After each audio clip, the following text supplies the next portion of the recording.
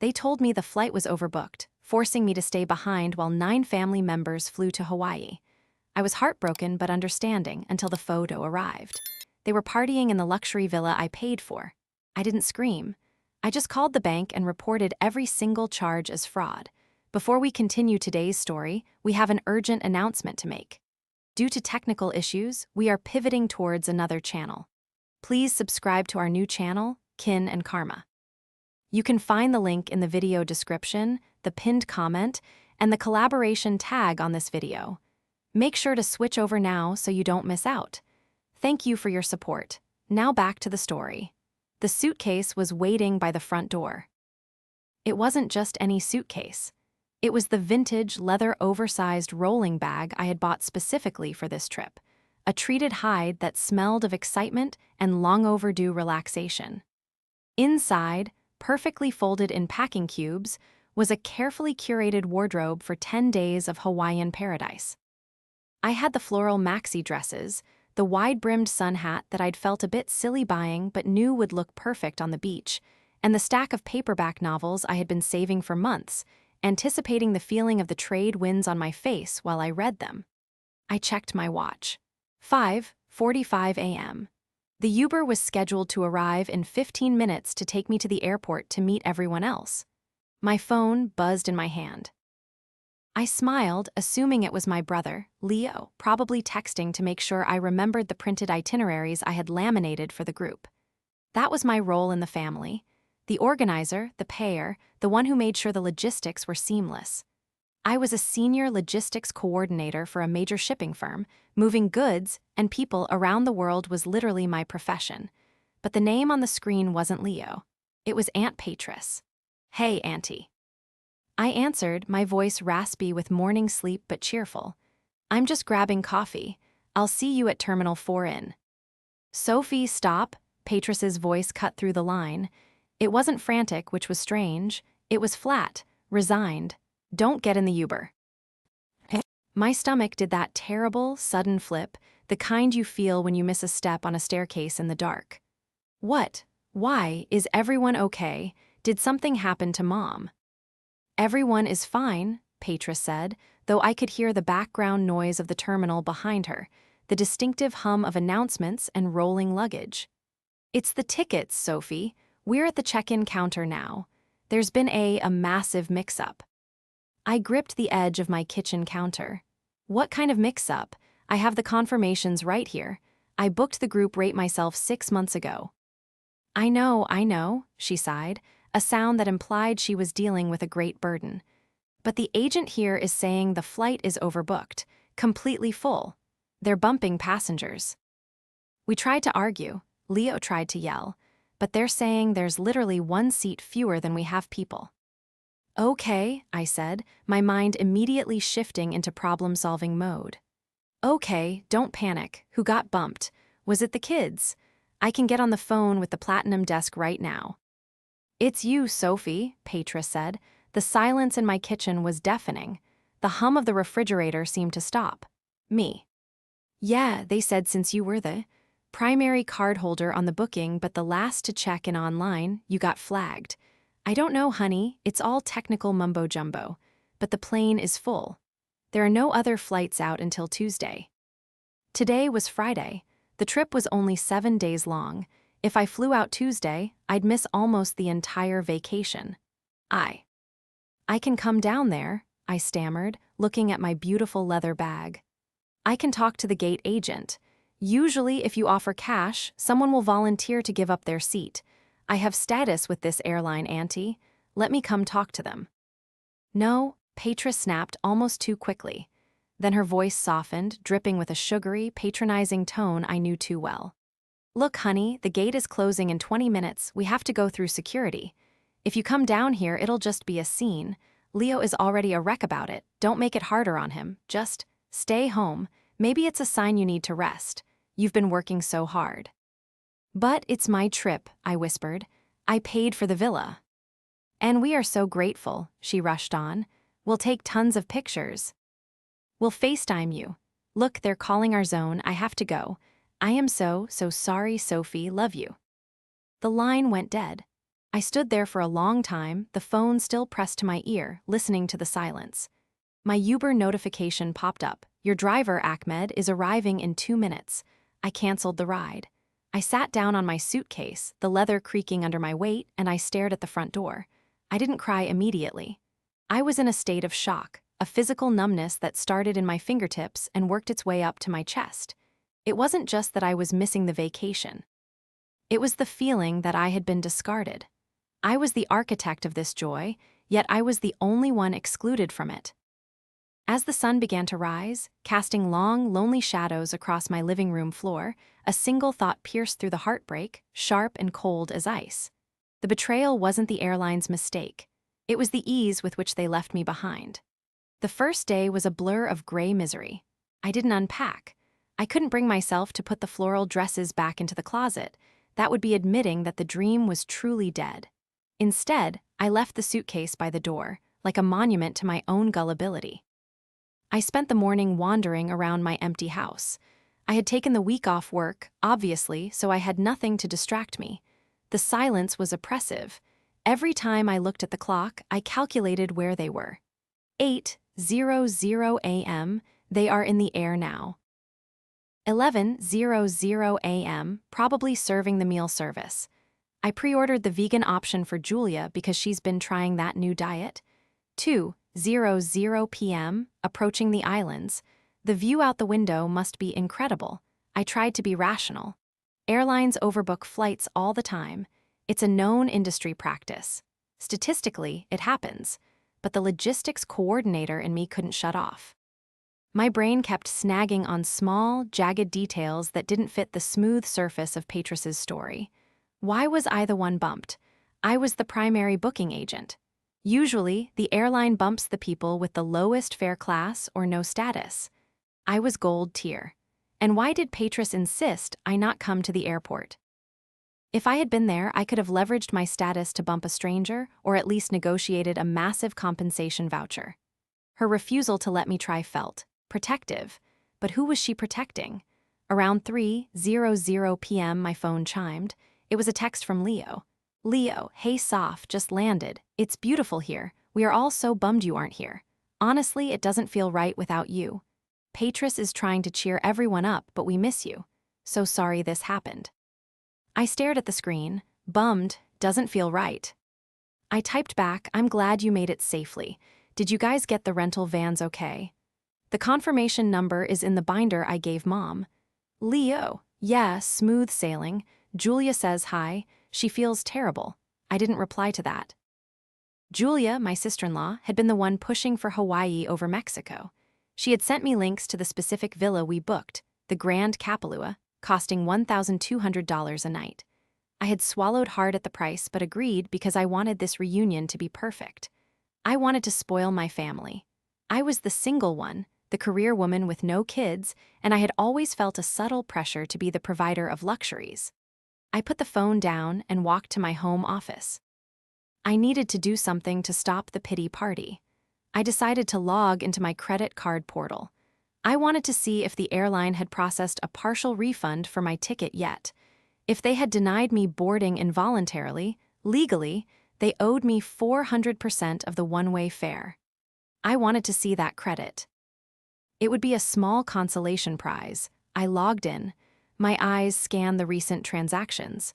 Pending, Hawaiian Airlines in-flight purchase, $45. Pending, Hawaiian Airlines in-flight purchase, $32. Pending, HNL airport car rental, $850. I frowned. They were using my card for snacks. I had told them to use the card for the big expenses, but Leo had his own money for drinks. Whatever, I let it slide. But there was no refund pending from the airline. I clicked on the flight details in my saved email folder. I pulled up the reservation code on the airline's website. I just wanted to see the status, refunding, or canceled next to my name. I typed in the confirmation code, H7J9K2. The itinerary loaded. Passenger list. Petrus Miller flown. Leo Miller flown. Julia Miller flown. Sophie Miller no-show. I froze, my breath caught in my throat. No show. Not denied boarding. Not involuntary bump. No show. In airline terminology, no show means the passenger had a valid ticket, a reserved seat, and simply failed to appear at the gate. It meant the seat had been there. It meant the plane hadn't been overbooked at all. I sat back in my ergonomic office chair, the leather cooling my skin, but my blood was boiling. If I was a no-show, that meant there was an empty seat on that plane. A seat that flew all the way to Hawaii empty. Why would Patris lie? Why would she tell me the flight was full? I replayed the phone call. Patris's voice cut through the line. Don't get in the U-berth. She hadn't called me from the gate to tell me I was bumped. She had called me before I even left my house to ensure I didn't show up. She stopped me. A cold realization washed over me. They didn't leave me behind because of bad luck. They left me behind because they didn't want me there. But they had forgotten one crucial thing. I wasn't just the nice sister who paid for things. I was the woman who managed supply chains for a living. I knew how to track everything. And I knew exactly where the money trail led. To understand why this hurt so much, you have to understand the history of my wallet and my family. For the last decade, ever since I got promoted to management, I have been the Miller family bank. It started small, picking up the check at birthday dinners, buying the school supplies for Leo and Julia's kids. But as my salary grew, so did their expectations. Aunt Patris was the ringleader. Patris hasn't held a steady job since the late 90s. She describes herself as a free spirit and an entrepreneur, though her businesses usually involve selling essential oils or handmade jewelry that turns your skin green. Despite her lack of income, Patris has a taste for the finer things. She was the one who insisted on premium economy. She was the one who sent me the link to the villa, saying, "Sophie, you work so hard, you deserve to stay in a palace." Looking back, I realized she never said we deserve it. She said I deserve it, knowing full well she'd be sleeping in the master suite. Then there was Leo, my little brother. We used to be close, but ever since he married Julia, he changed. Julia was difficult. She was the kind of person who kept score. If I bought our mom a nice gift, Julia would make a snide comment about how some of us have mortgages and children to pay for, so we can't just throw money around. She resented my success, yet she felt entitled to the fruits of it. I had absorbed all of this. I took the passive-aggressive comments. I took the forgotten wallets at restaurants. I did it because I wanted a family. I wanted to be the cool aunt, the loving sister. I thought if I paid enough, I could buy their love or at least their respect. I stared at the no-show status on my screen. The sun was setting now. In Hawaii, it was just past noon. They would be checking into the villa soon. I needed proof. The no-show status was damning, but I needed something concrete before I nuked my relationship with my entire family. Then it arrived. My phone pinged with a WhatsApp message. It was from Patris in the family group chat Aloha Vibes 2024, a name Julia had picked. "Patris, we made it. The villa is stunning. Sophie, you really outdid yourself with this pic. We are pouring one out for you. Wish you were here." Attached was a photo. It was a selfie. Patris was in the foreground, wearing a massive pair of sunglasses and holding a Mai Tai with a pineapple wedge. Julia was next to her, throwing up a peace sign, looking tanned and triumphant. Leo was in the background, looking a little sheepish, hauling luggage. But it was the background that caught my eye. They were standing in front of the massive double doors of the villa. It was a carved mahogany entrance, flanked by tiki torches. And hanging right there, in the center of the door, was a custom wooden welcome sign provided by the luxury rental company. It was clearly legible in high definition. "Welcome to Paradise, the Sophie Miller Party." My name was on the door of the house they were walking into, the house they had barred me from entering. And then, the second email hit my inbox. From Grand Kapalua Villas and Concierge Subject, Invoice 4492, check-in complete. "Dear Sophie, welcome to Maui. We have successfully checked your party. Per your instructions on file, we have charged the remaining balance of the accommodation, plus the requested, stock the fridge luxury package, and the private chef deposit for tonight's welcome dinner, to the card on file ending in 4092. Total charge processed, $14,250. I read the number, $14,250. I looked back at the photo.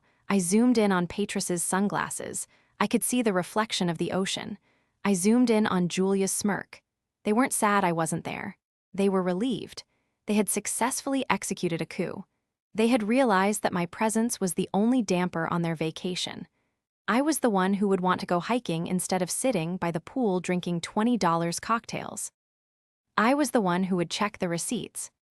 I was the boring one who paid for the fun, so they cut the boring out but kept the credit card. Petrus must have orchestrated it.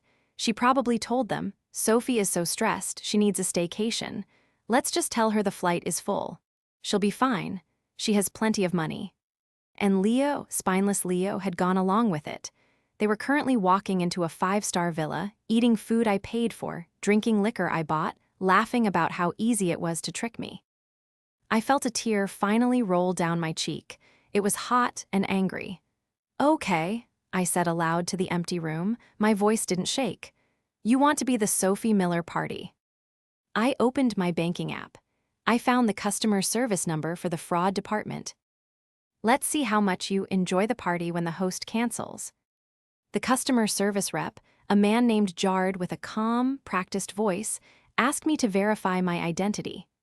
Sophie Miller, I said, my eyes fixed on the screen where the pending charge from the villa glowed like a radioactive isotope. And the last 4 digits of my social are. I rattled them off. Jard typed for a moment. Thank you, Ms. Miller. How can I help you today? I need to report a series of fraudulent transactions on my account, I said, keeping my voice steady.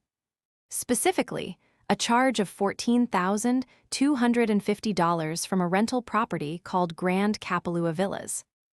There was a pause on the line. Okay, let me pull that up. Is the card in your possession? Yes, I said. I am currently at my home in Chicago. The charge is originating from Hawaii. I am not in Hawaii. I see, Jard said, his tone shifting from polite to professional alertness. And did you authorize anyone else to use this card? A family member, perhaps? This was the pivotal moment. If I said yes, if I admitted I had booked the villa originally, it would become a civil dispute. The bank wouldn't touch it. I had to be precise. I made a reservation months ago, I said carefully. However, I was informed by my travel companions that the trip was effectively canceled for me due to flight issues. I did not authorize check-in. I did not authorize any additional charges. And most importantly, I am not the person staying in that villa. If someone is using my card to pay for a vacation I am not on, that is unauthorized use. Understood, Jard said. And you are stating that you did not physically present the card at the property. Correct, I am in Illinois. Okay, Ms. Miller. I'm going to flag this transaction. We will need to freeze the card immediately to prevent further charges. Is that acceptable? Yes, I said. Freeze it, kill it. Done. The card ending in 4092 is now inactive. I will also initiate a chargeback for the $14,250. The merchant will be notified that the payment has been revoked due to fraud. They will likely reach out to the party on site for an alternative payment method. A cold, hard satisfaction settled in my chest. Thank you, Jard. That's exactly what I needed. I hung up. The first domino had been pushed, but I wasn't done. The villa was just the beginning. I needed to know everything. I needed to know exactly how deep this betrayal went. I opened my laptop and went to the airline's website again. I had my no-show status, but I wanted to see who had taken the seats. I had the confirmation numbers for everyone because, stupidly, I had emailed them to myself months ago. I pulled up Leo's itinerary. Seat 12A, I pulled up Julia's. Seat 12B, I pulled up Petrus's. Seat 14C, then I remembered something. When I booked the tickets, there were 9 of us. Me, Leo, Julia, their 2 kids, Mom, Dad, Petrus, and Uncle Jim. 9 tickets. But Petrus had said, there is literally 1 seat fewer than we have people. I looked at the passenger manifest again. There were 10 names on the reservation now. Petrus Miller. Leo Miller. Julia Miller. Sophie Miller, no show. Toby the Shark Vance. I blinked. Toby Vance. Who was Toby Vance? I searched the name on Facebook. Toby Vance, entrepreneur, life coach, visionary. His profile picture showed a man in his late 40s with bleached blonde hair, a deep tan, and a smile that looked like it cost more than my car. His bio read, "Manifesting abundance. Living the dream. CEO of Advance Ventures." I scrolled down. And there, in a post from 2 hours ago, was a photo. It was Toby Vance, sitting in a first-class seat on a Hawaiian Airlines flight. He was holding a glass of champagne. The caption read, "Aloha bound. Sometimes the universe just opens a door. Thanks to my angel at Patris Miller for making it happen. Blessed Hawaii Vance Ventures." The pieces clicked together with a sickening snap. Patris hadn't just kicked me off the trip. She had replaced me. She had given my seat, my paid-for premium economy seat, to her boyfriend, or whatever this life coach grifter was to her. She had told me the flight was overbooked so she could bring Toby. They were all in on it. Leo knew. Julia knew. My own parents must have known, or at least been told some lie to keep them quiet. They were all currently in a villa I paid for, with a man I didn't know, drinking champagne on my dime. The rage that had been simmering in my gut finally boiled over. It wasn't a hot, screaming rage anymore. It was cold. It was calculating. It was the kind of rage that burns bridges and salts the earth. I picked up my phone. I had one more call to make, not to the family, to the villa manager. I found the number for the Grand Kapalua concierge on their website. It was a direct line for platinum guests. I dialed. "Aloha, this is Kimo at the Grand Kapalua. How may I assist you this beautiful evening?" "Hi, Kimo," I said, my voice pleasant but firm. "My name is Sophie Miller. I believe my family just checked into the Royal Palm Villa under my name." "Ah, yes, the Miller party. They just arrived. We have the chef preparing the ahi poke as we speak. Is everything to your satisfaction, Ms. Miller? We were expecting you with them." "Actually, Kimo, that's why I'm calling. I'm not there, I'm in Chicago." "Oh no, I am so sorry to hear that. Did you miss your flight?" "Something like that," I said. "Listen, Kimo, I need to be very clear with you. The credit card used to book that villa is mine. The deposit was paid by me. The reservation is in my name. However, since I am not present, and since I did not authorize any other guests to check in without me, I have just reported the transaction as fraudulent to my bank." There was a stunned silence on the other end. Excuse me. "The bank has frozen the funds. The charge you just ran for the $14,000 balance. It's going to bounce. It's been revoked." "Ms. Miller," Kimo's voice lost its breezy island charm instantly. "If the payment is revoked, we cannot host the guests. This is a very expensive property. We have strict policies." "I understand," I said. "That's why I'm calling. I don't want you to be out of pocket for the chef or the amenities. My family is there under false pretenses. They told me the flight was overbooked, but I just found out they gave my ticket to a man named Toby Vance. Is there a Mr. Vance there?" "Yes," Kimo said, sounding scandalous. He actually requested the master suite, the one with the ocean view. He said he was the guest of honor." "Of course he did." I let out a dry, humorless laugh. "Well, Kimo, here is the situation. You have a house full of people who are not the cardholder. The payment has been pulled. Unless they can produce a valid credit card to cover the full $14,250 plus the $5,000 security deposit immediately, they are trespassing." "I will have to go over there right now," Kimo said, his voice tight. "This is highly irregular. We have a zero-tolerance policy for payment disputes upon check-in." "Good," I said. "Go over there. Tell them the card was declined. Tell them the owner of the card reported it stolen. And Kimo." "Yes, Ms. Miller." "When they ask who did it, tell them Sophie says aloha." I hung up. I sat back and waited. It took exactly 12 minutes. My phone lit up. It was Patris. I let it ring. It stopped. Then it started again immediately. Leo calling. I ignored it. Julia calling. I ignored it. Then a text from Patris. "Patris, Sophie, what the hell did you do?" "Patris, the manager is here. He says the card is declined. He says you reported IT stolen. Patris, pick up the phone now." I watched the messages roll in like waves, crashing on a shore I would never see. Leo, Soph, please pick up. This guy is threatening to call the police. He says we have to pay $19,000 right now or leave. We don't have that kind of money. Julia, are you insane? We are with the kids. You can't do this. I waited another minute just to let the panic truly set in. Then I typed a single message to the group chat. Sophie, I thought the flight was overbooked, Auntie.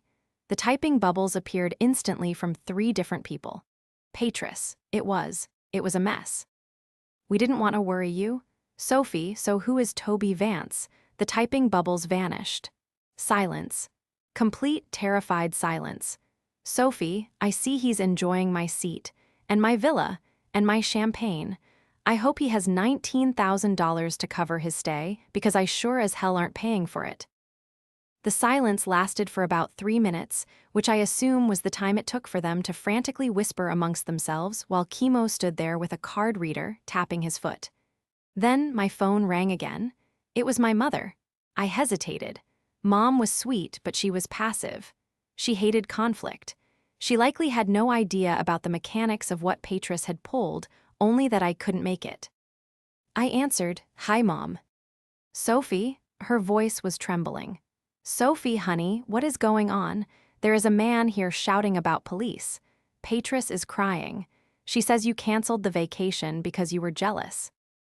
"Jealous?" I repeated, my voice rising. "Mom, did they tell you why I wasn't there?" "They said the airline bumped you. We were all so sad." "They lied, Mom," I said, cutting through her distress. "There was a seat. They gave it to Patris's boyfriend, Toby, the man staying in my room. The one eating the dinner I paid for." "Toby?" Mom sounded confused. "Patris said he was, a travel consultant who helped us get the villa upgrade." "He's a grifter, Mom, and Patris gave him my ticket. She told me to stay home so he could come, and she expected me to pay for it all from Chicago like a fool." "Oh my God," Mom whispered. "Oh, Sophie." "Put Patris on the phone," I said. There was a shuffling sound, and then Patris's voice came on. She wasn't crying anymore. She was furious. "You selfish little brat," she hissed. "How dare you? Do you have any idea how embarrassing this is? Toby is a guest. He is an important investor. You are ruining everything." "I'm ruining it?" I asked, my voice deadly calm. "You stole my trip, Patris. You lied to my face. You put a stranger in my bed and billed me for it. We were going to pay you back." She shrieked. Toby waiting on a huge settlement. He was going to cover the whole thing next week. We just needed the card for the hold. "Then let Toby pay for it now," I said. "He can't. His assets are frozen until the deal closes. Sophie, you have to unfreeze the card, right now. Chemo is calling the cops. They are going to throw us out on the street. Think of your nephews. Think of your mother." "I am thinking of them," I said. "I'm thinking that if they stay in a villa with a con artist who can't even pay for a hotel room, they're in danger. You have 10 minutes to pay or leave, Patris. I already spoke to the bank. The fraud report is filed. If you try to use my card number again, it's a felony." "You will regret this," she spat. "You are tearing this family apart." "No, Auntie," I said. "I'm just balancing the books." I hung up. I didn't stop there. I went back to my computer. I had the bit between my teeth now. Who was Toby Vance? I dug deeper into his Facebook. I found a post from 3 years ago. A woman tagged him in a photo. Warning, Toby Vance scammed me out of $5,000 for a business opportunity that never existed.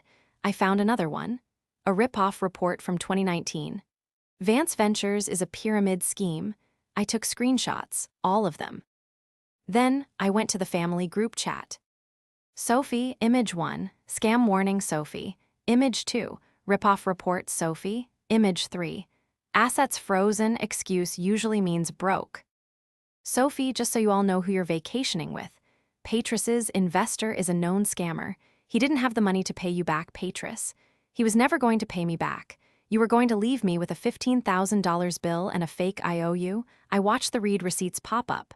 Leo saw it, Julia saw it, even the cousins saw it. Then a text from Leo. "Leo, he just tried to run 3 different cards, all declined. Chemo is kicking us out. Leo, we have nowhere to go." It's 9 p.m. here. The hotels are fully booked because of the festival. Leo, Soph, please, just for tonight, pay for one night. We are begging you. I looked at the no-show on my screen. I looked at the leather bag by my door. I looked at the empty space where my family should have been. I remembered the years of paying. The years of Sophie will handle it. The years of being the ATM with a heartbeat. I typed back. Sophie, ask Toby to manifest a hotel room. I blocked the number. I blocked Patris. I blocked Julia. I blocked everyone except my mother. 10 minutes later, I got a notification from my bank app. Alert, decline transaction, $450. At Aloha Taxi Service. Reason, card frozen. They were in a cab, they had been evicted. I walked to the kitchen and poured myself a glass of wine. It wasn't a Mai Tai and I wasn't in Hawaii. But as I took that first sip, sitting in the quiet of my own home, paid for with my own money, I realized something. This was the most relaxing vacation I had ever had. The next morning, I woke up not to the sound of waves, but to the silence of my Chicago apartment. It was a peaceful, heavy silence, broken only by the chirping of a cardinal outside my window. I stretched, feeling a strange sense of lightness. For the first time in years, I wasn't waking up with a mental checklist of everyone else's needs. I checked my phone. My mother had texted me at 3:00 a.m. local time. Mom, we are at the airport. Toby left. He took an Uber to a friend's house and just left us standing on the curb with all the luggage. Patris is hysterical. Leo is trying to get flights home, but the prices are astronomical. We have no place to stay. I stared at the message. The image of my family, my mother, my brother, my sister-in-law, and the kids, standing on a curb in Honolulu in the middle of the night while the millionaire boyfriend sped off in an Uber was almost too cinematic to be real. I felt a twinge of guilt for my mother. She was caught in the crossfire. But then I remembered she had boarded that plane knowing I was left behind. She had watched me get erased from the trip and said nothing. I didn't reply immediately. I made coffee. I sat on my balcony. I let the reality sink in. Around noon, my phone rang. It was a number I didn't recognize with an 808 area code. Hawaii, I answered. Hello. Is this Sophie Miller? A male voice, tired and defeated. Yes. This is Leo. I'm borrowing a stranger's phone because my battery died and I don't have a charger. Hi, Leo, I said, my voice cool. Soph, please, he cracked. He sounded on the verge of tears. We've been at the airport for 6 hours. We tried to get a hotel, but without your card, we couldn't cover the deposit for 3 rooms. Julia's credit is maxed out. Patris's cards are declined. We are stuck. Where is Toby? I asked. He bilayed. As soon as the villa kicked us out, he said he had to go secure funds and just vanished. He blocked Patris's number. Imagine that, I said dryly. The man who stole my seat also stole your dignity. I know, Leo sobbed. I know we messed up. I know it looks bad, but we have no way home. The one-way tickets for today are $1,200 each. We don't have $10,000, Soph. We literally don't have it. You had $14,000 yesterday, I reminded him. You were ready to spend my $14,000 on a villa. That was supposed to be temporary. Patris swore Toby was good for it. Patris lied, Leo, and you knew it. You knew I wasn't bumped. You knew there was a seat.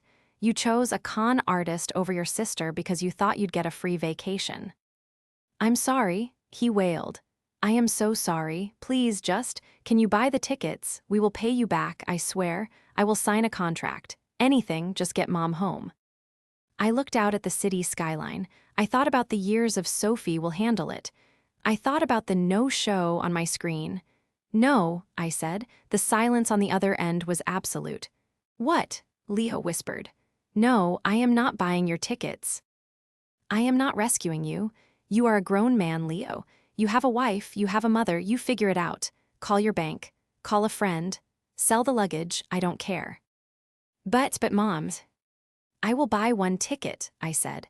For Mom, I will email the confirmation to her phone. She can fly home today. The rest of you, you're on your own. Sophie, you can't leave us here. You left me in Chicago, Leo.